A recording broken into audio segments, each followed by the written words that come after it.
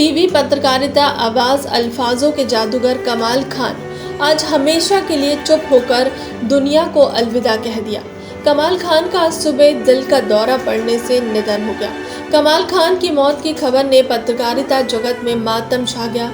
अहम बात तो यह है कि कल यानी गुरुवार को कमाल खान एनडीटीवी की डिबेट में नजर आए। सुबह दिल का दौरा पड़ने से उनका निधन हो गया। कमाल खान टीवी पत्रकारिता में पिछले 19 साल से एनडीटीवी से शुरुआत की।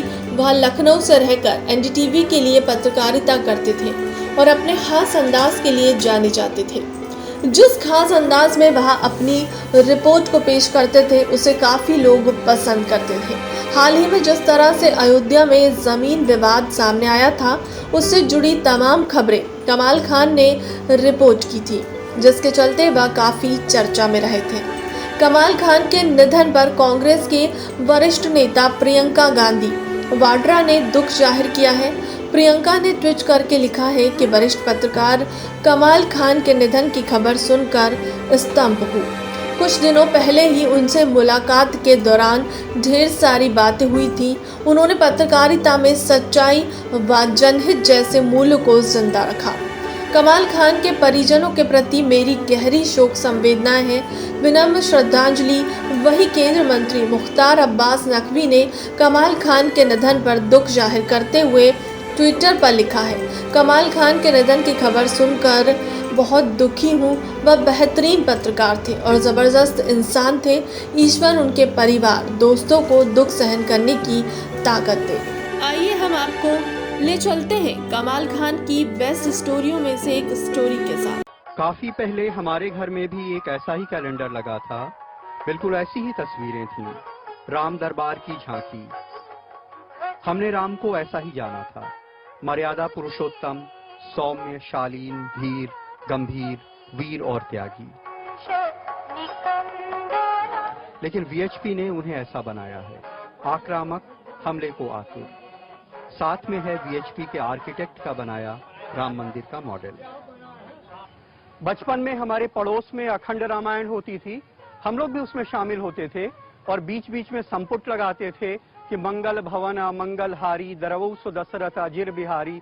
उस रामचरितमानस में हमें अभी तक जहां तक याद है, राम को केवल एक बार क्रोध आता था, जब वो लंका जाते समय अपनी सेना को पार लगाने की समुद्र से विनती करते हैं और 3 दिन तक वो कोई जवाब नहीं देता, तो राम क्रोधित होकर अग्निबाण से समुद्र को सुखाने की बात कहते हैं। पूरे रामचरितमानस में राम का सिर्फ यही रूप वीएचपी को पसंद आया है, जिसका उसने ये कैलेंडर बनाया है। दरअसल तुलसी के राम मर्यादा पुरुषोत्तम हैं, वो आदर्श पुत्र हैं। माँ के कहने पे 14 साल के लिए जंगल चले जाते हैं। वो आदर्श भाई हैं, लक्ष्मण को शक्ति होने पे रोते हैं। वो आदर्श पति हैं, सीता के लिए रावण का वध करते हैं। वो एक साथ राजा भी हैं और संत भी। जंगल जाते हुए चेहरे पे कोई कष्ट नहीं और वापस राज पाने पे कोई अभिमान नहीं। ऐसे ही राम की रामलीला को देखते हुए हम बड़े हुए। हमें याद है कि बचपन में हमारे घर के बाहर रामलीला होती थी और हमारा पूरा खानदान रोजाना बिना नागा उसको देखता था। राम की हम पूजा नहीं करते थे, लेकिन हमेशा से राम हमारी संस्कृति का हिस्सा रहे हैं। और इकबाल ने तो लिखा है कि है राम के वजूद पे हिंदोस्तां को नाज, अहले नजर समझते हैं उसको इमाम हिंद। आज भी अवध की गलियों में राम होली खेलते हैं।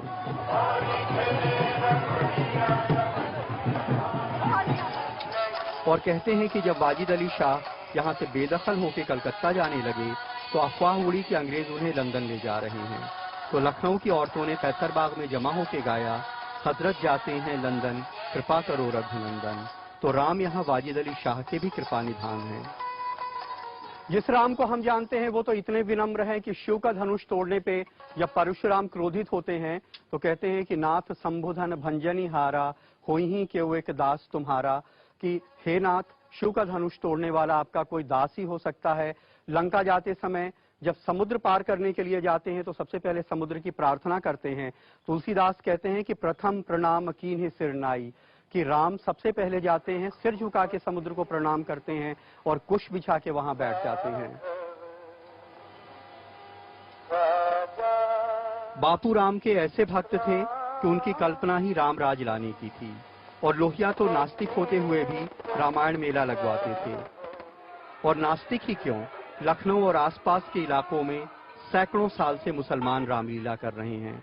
तमाम मुसलमान राम लक्ष्मण सीता का रोल करते हैं और रमजान में तो रोजे रख के भी रामलीला करते हैं। हमारे बचपन में जब वीडियो गेम्स नहीं हुआ करते थे, हम अपने घर में राम रावण युद्ध का खेल खेला करते थे। हमारे घर में काम करने वाला एक ईस्टर्न यूपी का लड़का हमसे राम लक्ष्मण भरत शत्रुघ्न की जय बुलवाता था।